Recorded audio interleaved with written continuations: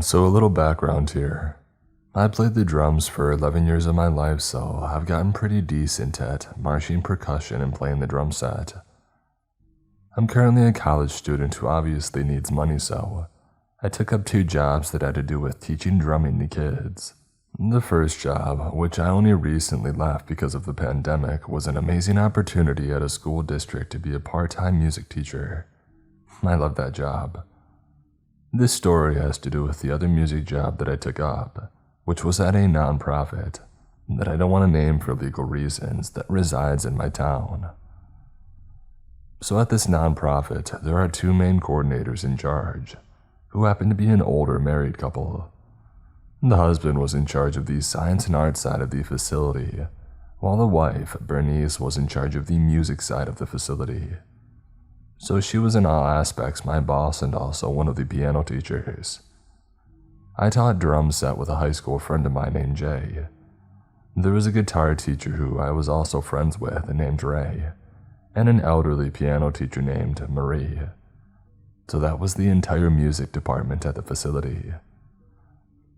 I started the job when their last drum set teacher suddenly left to pursue his dream career in the Bay Area.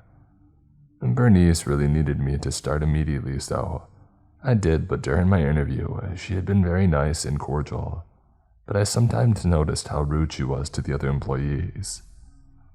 Most of the people working on the science side were merely high school students, and one of them may forget a small thing like forgetting to put a screwdriver back where it belonged, and she would degrade them. She would say things like, "How will you keep a job if you can't do simple things like this? Are you even using your brain? I should fire you for this kind of incompetency, but I won't because I'm a nice person." I would see this kind of stuff go down, and I could never say anything because, honestly, I really didn't think it was my business, and I didn't want to get yelled at either. I will also briefly explain that she also revealed that she was very religious and homophobic, and I was very obviously not straight. I tried to ignore these outbursts, but they started to get to me. I would try to talk to those kids afterwards and to reassure them that they can only do their best and that they should be good enough. A few months into the job, I even tried to talk to her about it, but that was a huge mistake. I said that maybe she shouldn't be so hard on them since they're still just kids. She had been cheerful and smiling, but once I had finished that sentence, she got quiet. Her expression was blank, and her eyes turned cold. If looks could kill, I'm sure that I would be very dead. After a few seconds of silence, she suddenly yelled, "Mind your business. Those ungrateful brats need to learn their place, and so do you." I was absolutely stunned, and I had no words. I had never been yelled like that at by a boss in any of my jobs before, so it really just shook me. I just sat there with what I'm guessing was a look of shock. She then immediately went back to smiling and simply said, "I think you have a lesson with little Timmy in 5 minutes, don't you? Better get ready for it." And she said it with a smile on her face like, what the heck? I just got up and got ready for my next lesson. After that, I began to get yelled at by her pretty much every week for the smallest thing. Maybe if I finished a lesson a minute earlier, I forgot to fill in my timesheet right away. I endured months of this until finally I had had enough. I lasted 1.5 years until I finally quit. When I quit, she encouraged me to call or text any time, which seemed so odd considering that she had yelled at me every day for the last week that I had worked. I thanked her for the opportunity that she gave me, and I left without incident. Or at least I thought it was without incident. Before I left my position, I recommended to a parent to have their kid get lessons from a friend of mine, because their son was an absolute musical prodigy who needed more intense training to grow as a musician. She thanked me and I connected them, and he actually is still getting lessons with my friend, and I get occasional videos of his progress, and I'm just so proud of him. He's only 10 and he cannot play me easily on the drum set. However, the mother of the student accidentally told Bernice the reason why her son was leaving the nonprofit, and said that I had recommended it. That happened in the middle of January 2020. By the end of January, my email inbox had been flooded with emails from Bernice. They ranged from her needing me to come back to sign a form, to obviously being mad about recommending the student to leave the nonprofit. Every day there would at least be 10 emails, and on bad days, there were upwards of 30. I blocked her email after 2 weeks because I knew that it just wasn't going to stop, and I finally had some relief. And then I noticed that she tried to friend me on Facebook and follow me on Instagram.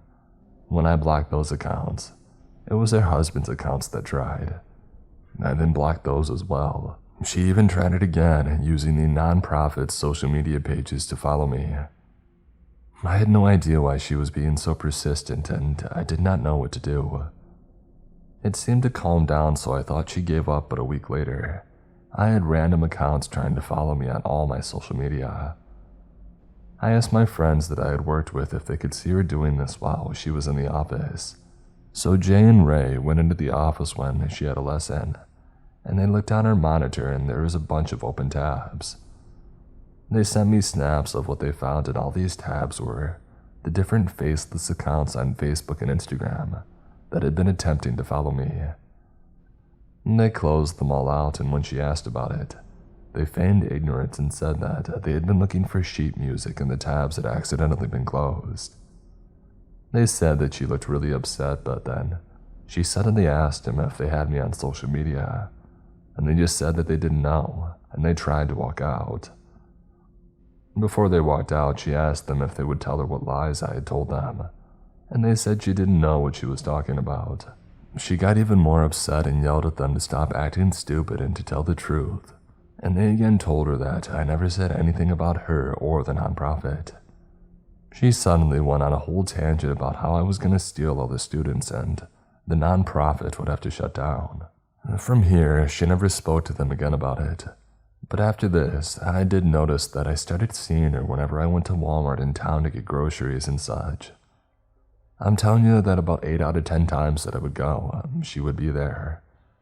She never spoke a word to me, but she always just kind of lurked. One day my younger sister said Bernice spoke to her while she was at the McDonald's inside the Walmart, when she went after school to grab food with friends. Luckily, my sister knew who she was, so she didn't give any information to her when she asked if she was my sister and how I was doing. My sister kindly said that she didn't know who she was and didn't feel comfortable talking to her, and then proceeded to ignore her. Bernice just smiled and then left, but my sister called me shortly afterwards and asked to be picked up from the Walmart because she rightfully felt super uncomfortable. I sped over from my college and got there within 15 minutes, and she ran out and got in the car and we sped off. As I left the parking lot, I could see Bernice's car had pulled out of a space and was following us. I knew that it was her car because I had seen it every time I went to work, and it had a logo for the nonprofit on the side of it, so it was hard to miss. I realized that she had been waiting in that space to either follow my sister back to school, or in this case, follow me who had picked her up. I drive a bright red Honda Civic, so it's pretty easy to see even from a distance, so I knew that I had to lose this crazy lady because I had no idea what her intentions were. So I decided to take some side street and drive all kinds of random ways through our town. And then I even got on the highway that takes you to the closest major city, and then got off on a random country road. It was insane because this woman was persistent. She caught up and kept up with me until I got to the highway. Once I got on, I easily was doing 80 to 90 and weaving in and out of traffic to lose her, and eventually I did. I then parked in between some orchards off one of the country roads that I took. My sister had been on the phone with our mom the entire time, who had then proceeded to let our town's police know. We got on the phone with them and they told us to drive to the police station, and there would be someone waiting to help us. So I made my way back to town while constantly checking my mirrors for Bernice. We made it and I gave a statement and they made a report, and then they asked me to describe the car. I said that it was a burgundy SUV with the nonprofit's logo on the side. They said it should be easy to find and they went straight to the nonprofit to find her. Sadly, Bernice had an alibi waiting for them when they got there. She showed them the security footage of the front of the facility, and the burgundy SUV with the logo had been sitting in the spot since she had opened, so there was no way she could have been following me according to the police. They said there was nothing more they could do and it was left at that, but I knew what I had seen. It was messing with my mind for days until finally I got an answer on how the heck she had pulled off that stunt. Jay had informed me 2 weeks later that Bernice had announced that they had bought an identical SUV with the logo and everything for the nonprofit, and I was stunned. It was the same make, model, and color of the other SUV. Even the license plates were almost identical, only having 2 digits differ from the original SUV's plate. Bernice had played the cops into thinking that I just had an overactive imagination. She knew exactly what she was doing. I was just so frustrated by this point. Eventually, I emailed her and told her to stay away from my family and I because I was never going to be talking to her again, and clarified that I had no intention of taking any students from her. Heck, I'm not even a music major, so why would I even want to continue doing anything music-oriented? Her reply was almost instantaneous. "Sounds good, dear. You take care now and be sure to tell your sister that I said hi."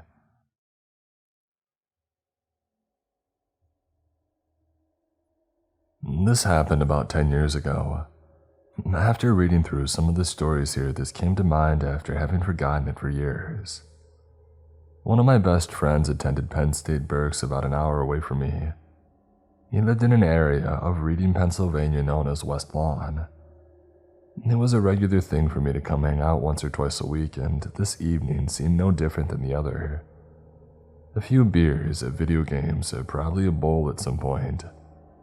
Around 10:30 p.m. or so, I decided that it was about time to head back home as I had to work at 7 a.m. the next day. Eric asked if I wanted to burn one last cig while I let my car warm up, which wasn't all that unusual, so I agreed. To give you a mental picture of what the complex looked like, there were 4 apartment buildings, 2 on either side of the main parking lot, with only one entrance or exit at the side of the parking lot where the street was. The parking lot extended all the way past the buildings and then wrapped around that last left-hand side building, and had a dozen more spots for overflow parking back there. And as we're talking while finishing our smokes and my car warmed up, an older late 80s to early 90s beater sedan, it pulls into the lot just creeping along. There turned out to be 2 rather hulking guys in it eyeing us pretty intensely as they crept by. As soon as they had passed us, they hit the gas, heading around the building to the overflow parking, and they start to turn around. "I think we're about to get robbed," is the next thing to come out of his mouth. Eric quickly explains to me and mentions that there'd been a rash of robberies in the area, all of them late at night and the victims all being people going to or from their vehicles. Eric quickly shakes my hand and heads back to his building, which requires a key to enter. I jump in my car, throw it in reverse, and just barely back out in time to cut them off from parking me in. At this point, I use my glorious all-wheel drive and 3-step rev limiter for all that it's worth, and I launch myself out of the parking lot and onto the street. These guys in the car actually attempted to follow me for a bit, as I merged onto the highway, which was only a half-mile at best from Eric's place. Fortunately for me, their beater Econobox was no match for the 363 all-wheel horsepower that my old Talon made, and they faded off in the rear view. Eric called a little while after that I left and explained that there had been dozens of holdups just like that, what we felt we narrowly avoided over the past few weeks, with several of them ending with the victim in the hospital, a few of them even stabbed during the encounter.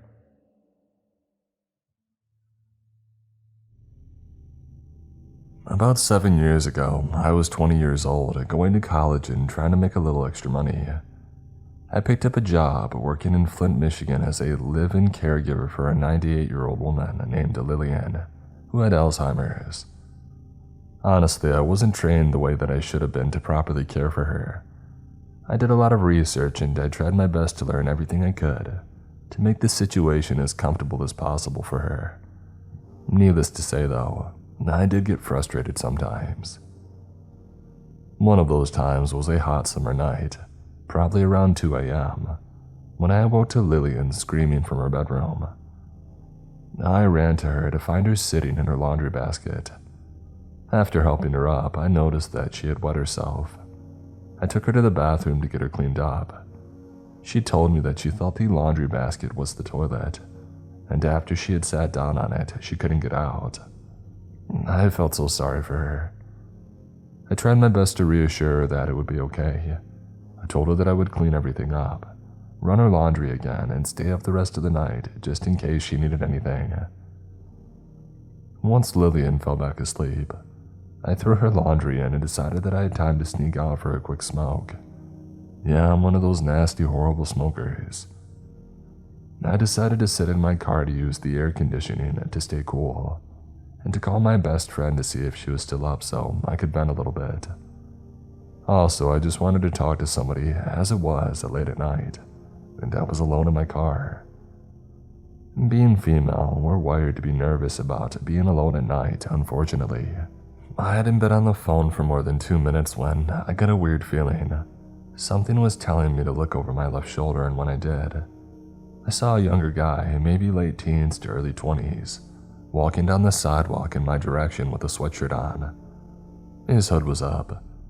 Now remember, this is in the middle of the summer, so immediately, I felt as though something was off. But who am I to say this guy isn't cold? One of my flaws is being too afraid to hurt people's feelings, even when the situation calls for it. I knew in that moment that I needed to lock my doors, but I didn't want this guy to hear the sound of my doors locking and feel like I thought he was a criminal just for walking down the sidewalk. My body is screaming warning signs at me. The hair on the back of my neck was standing up. It felt hard to breathe. I knew my friend was still talking, but I couldn't really hear a word that she said. I was afraid to turn my head to see where he was. I was frozen. Suddenly, my friend's voice became clear to me.